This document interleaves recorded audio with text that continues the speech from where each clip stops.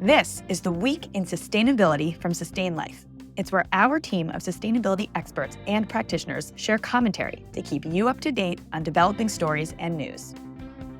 Hi, everyone, and welcome back to the Week in Sustainability. I'm Mitch Voss, Senior Director of Sustainability here at Sustain Life, and we have a special episode for you this week.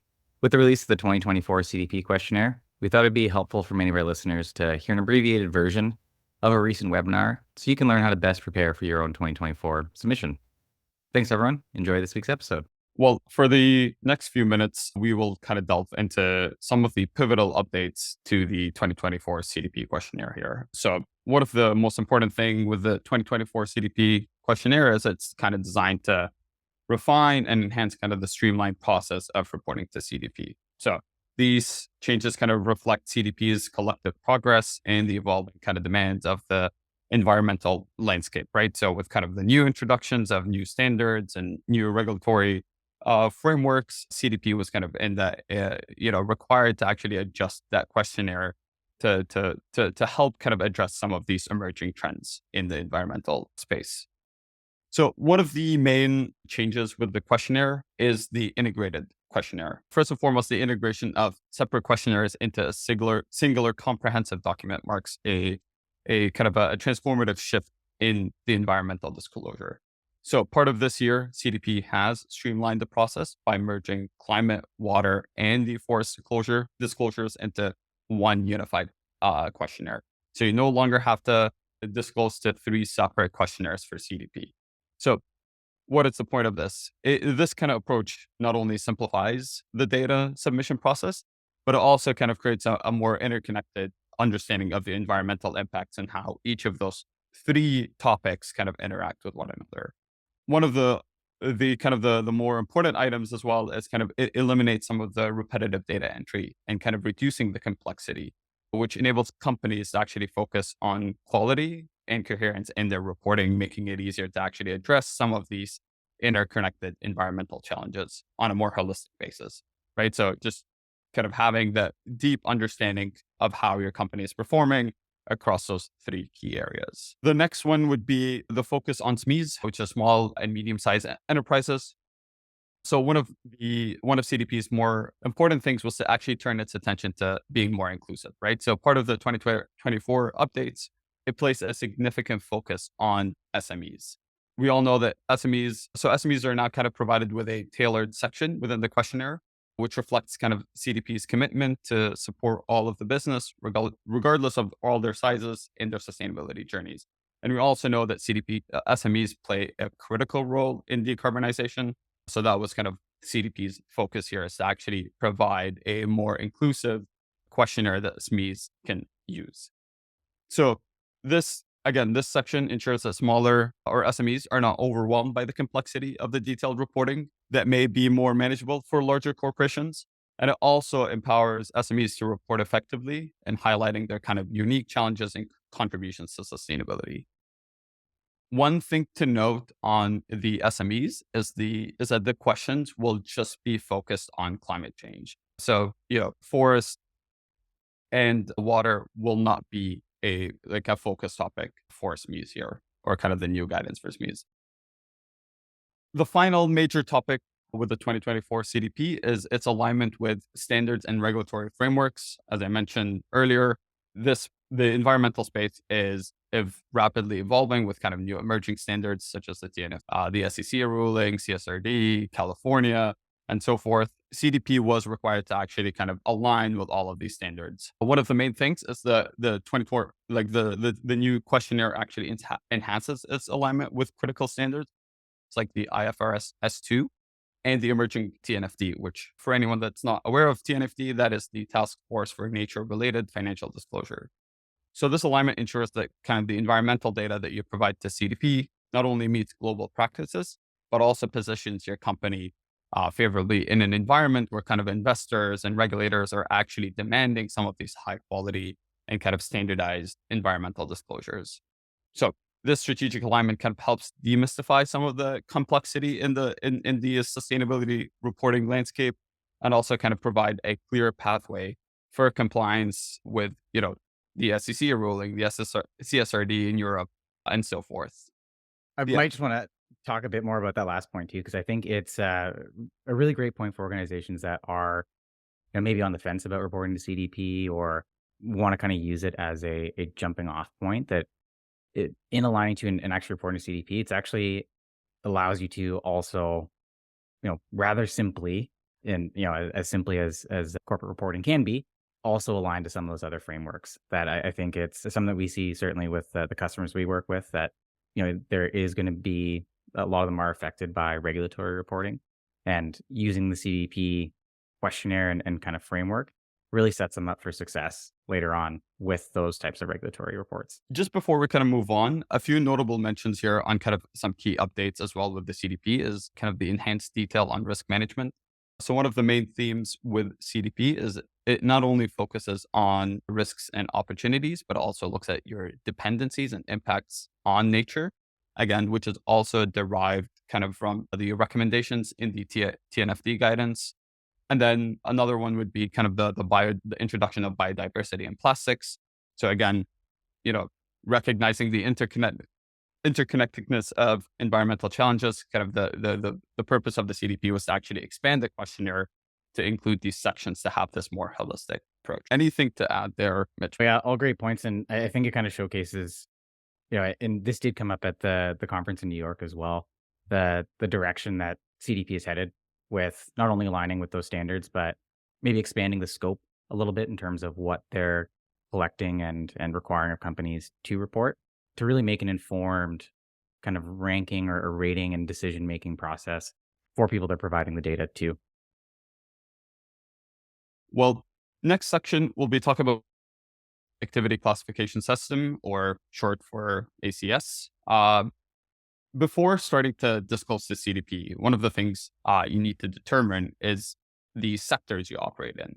So in here, we'll kind of discuss one of the integral components of the CDP framework, which is the ACS, which is kind of pivotal for aligning your disclosures with the specific environmental impacts and operational activities related to the sector that you actually, or sectors that you actually operate. So one of the things, if this is your first time kind of disclosing to CDP, is actually kind of understanding or familiarizing yourself with the terminology here and kind of understanding the CDP ACS system. So the ACS categorizes companies based on primary activities through which you generate revenue, right? So the classification directly influences the type of questionnaire sectors assigned to each company.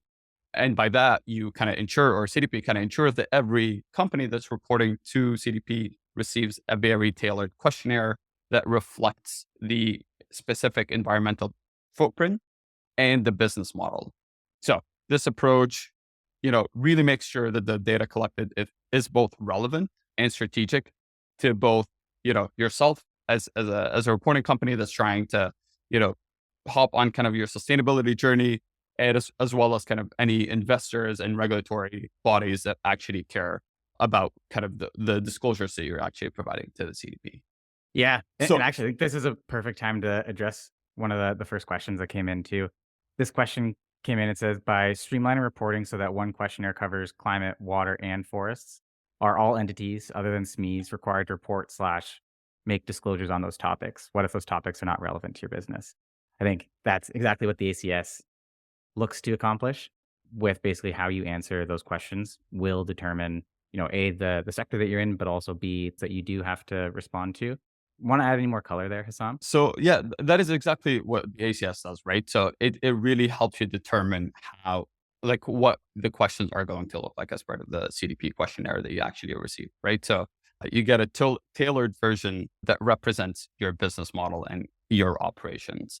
Moving on to kind of understanding how ACS allocates kind of these questionnaires or kind of the sectors to your business.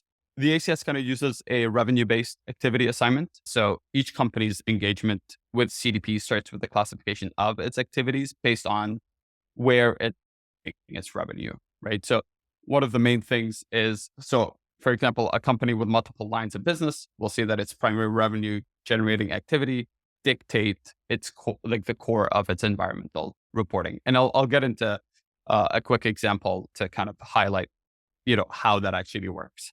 So for example, let's consider like a multinational company which operates in kind of a few different sectors and primarily generates its revenue, let's say around 80% of its revenue from manufacturing electronics. So if we kind of reference the ACS system here, the primary activity or, primary sector that it would be classified under would be manufacturing electrical and electronic equipment. And what that means is this company will actually receive a very tailored questionnaire that actually targets that specific sector, which is kind of the electronics manufacturing sector. And that is kind of the main things about kind of understanding the ACS allocation and kind of how that, what you disclose and how you actually disclose it to CDP. Any flavor that you'd like to add there, Mitch? There's another question just came in too that said, are we able to toggle off on forestry if we don't report through there? And basically the answer to that is all based on your ACS, that depending on your specific sector, primary revenue generating sector, that's going to determine whether or not you have to respond to that. And same goes, of course, if you're a SME, that doesn't apply to you because you're just doing the climate responses. But yeah, it's not like you can toggle off or select and choose. It's all based on your industry and your sector. Yeah. And one more thing to add on the SMEs, as I mentioned kind of earlier, for SMEs, the questionnaires will be focused on climate change. Water and forest won't be a major topic for SMEs. To kind of round this off, why is the ACS important? Primarily because it impacts how you actually get scored by CDP. So it's very important to note that your primary activity, which, most of your revenue comes from, according to the ACS, not only shapes your questionnaire, but also shapes your scoring within the CDP system. So this focus ensures that actually companies are being evaluated in areas that align closely with their major environmental interactions and challenges. And again, to kind of tie it back to the earlier point, this is really important for investors and regulatory bodies and for your company itself to actually focus on kind of the metrics that actually make sense to your business model in your sector. All great points, Hassam. And I think, just understanding that the ACS is going to kind of shape what your questionnaire looks like, your impact and your scoring, I think has been, to me, is a good shift from CDP, because I think historically having just that one general questionnaire that everyone gets, there are definitely sector specific concerns or a piece of information that various sectors really care about, and investors and tons of different stakeholders want to see. And by having the general questionnaire, didn't really highlight that. And with the responses too, allows organizations to take a more strategic focus by focusing on what is important in their sector, both with the responses and also the strategy and what they're putting in place in terms of a sustainability roadmap. Next, want to talk about how to prepare, or what you can do to prepare for CDP reporting. First and foremost, if you are a SME, and I think quite a few folks in the audience here today would fall into that category. First and foremost, go through the questionnaire, knowing and understanding, that eligibility and applicability, what is going to be required for your reporting is certainly going to be the first step. Next step after that is understanding what the questionnaire will look like. Again, if you're not a SME, going through the ACS and determining what those questions are. I think a lot of folks historically have just been reporting to climate. I would say that's probably one of the more common questionnaires that people were responding to. So understand what the new integrated questionnaire means for your organization. What are going to be the key topics and metrics you're going to have to respond to, especially if you're doing water and forests for the first time. Once you've done that, the data collection side of things and starting to pull the data together is you need a plan. There is a lot of data, there is a lot of things that you're going to have to collect and report on. So making sure that you've got a plan in place, you've pulled in the right partners, you're working with the right organization members to get that data in a meaningful way, and that you're also keeping track of and monitoring that deadline for the submission. The other thing is make sure you're staying updated on the CDP and new technology. That's the other thing that's new this year from CDP, is that it's no longer ORS. They have a brand new reporting system.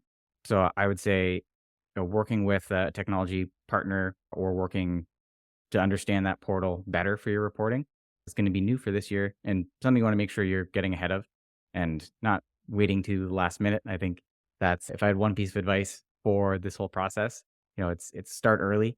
I think that right around CDP deadline or that CDP deadline, things can certainly become a little hectic if you're not prepared for it. Anything you want to add there, Hassan?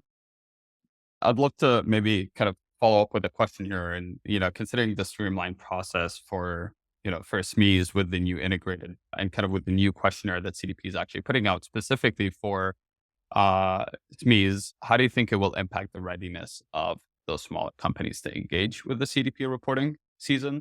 And then what do you think are some additional support that they might actually need to help streamline this process? Really good question.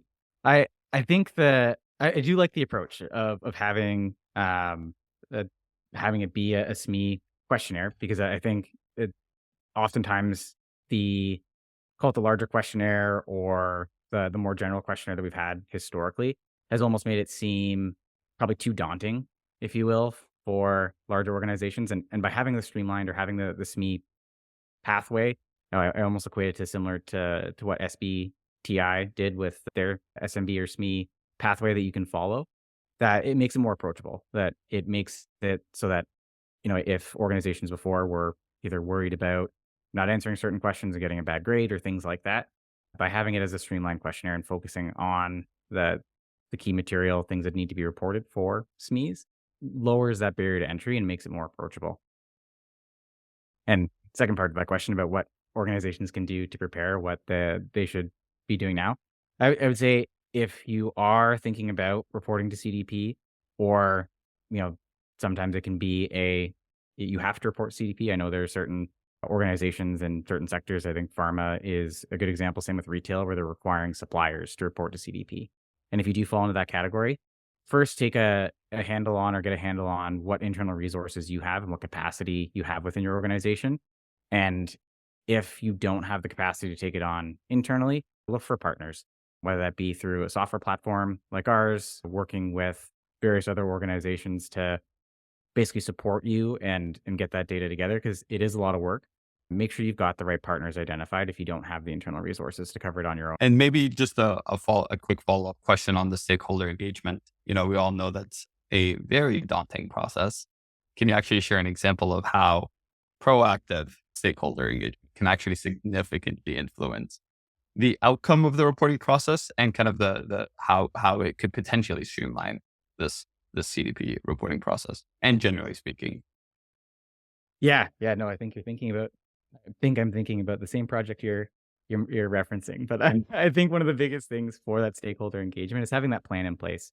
That you've got the stakeholders identified. So, for example, who has access to, let's take a pretty straightforward example, like doing your scope 1 and 2 emissions to be able to report. Who has access to the utility bills. Where that lives within your organization.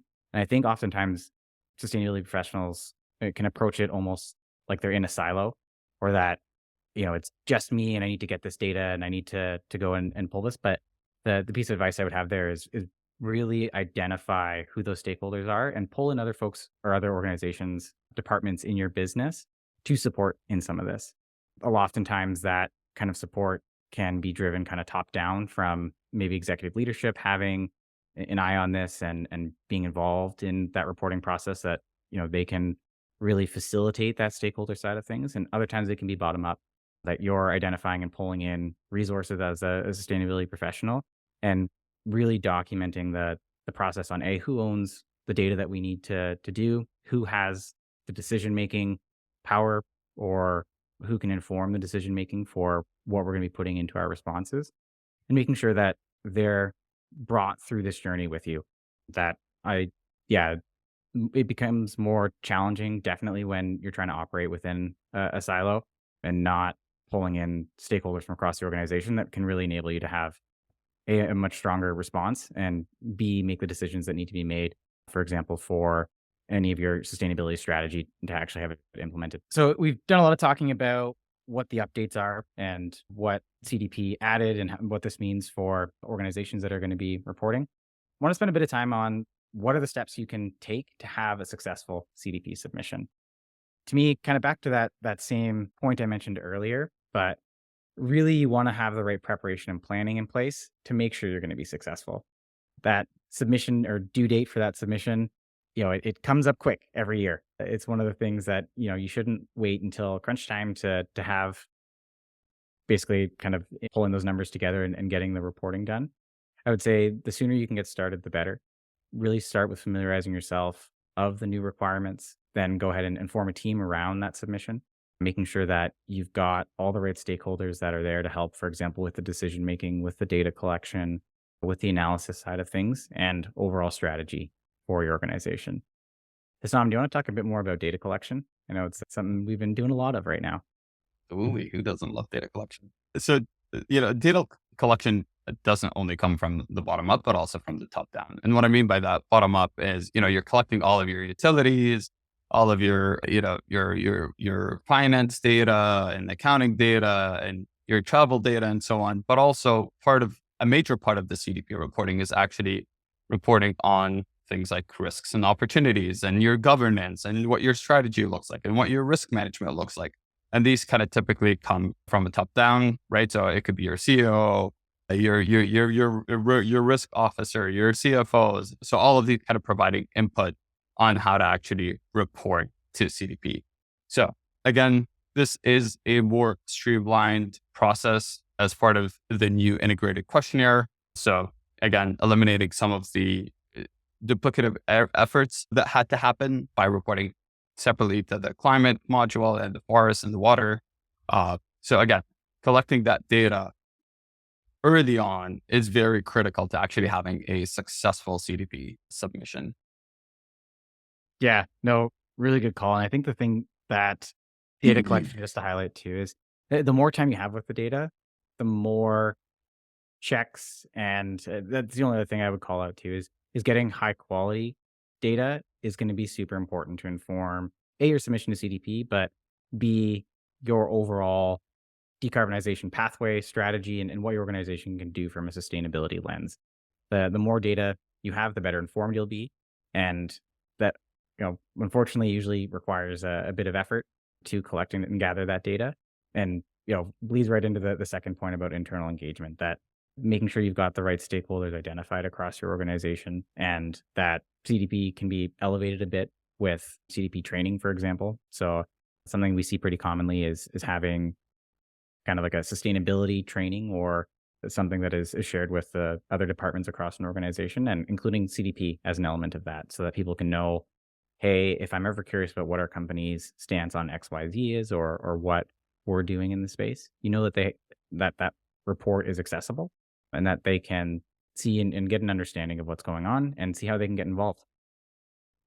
Yeah, last thing is the actual implementation and making sure that your responses are aligned with your overall sustainability goals and making sure that again, gets integrated to your overall sustainability strategy, like I mentioned earlier. And just one more thing to add there is the new questionnaire is designed to actually reflect strategic alignment with international standards like, the IFRS S2 and the TNFD, which makes it kind of critical to integrate these into your environmental policies, right? So updating your strategies to actually reflect this holistic environmental performance would be required to actually ensure that your responses to CDP can be directly tied to, your operational practices and the outcomes, and then actually being applicable to all of the other frameworks that you might be reporting to. Sustain Life is the leading and most comprehensive sustainability software on the market. To learn how we can help your company measure its emissions and take climate action, go to sustain.life. Don't forget to like and subscribe to this show on our YouTube channel or your favorite podcast platform. Thanks for tuning in. See you next week.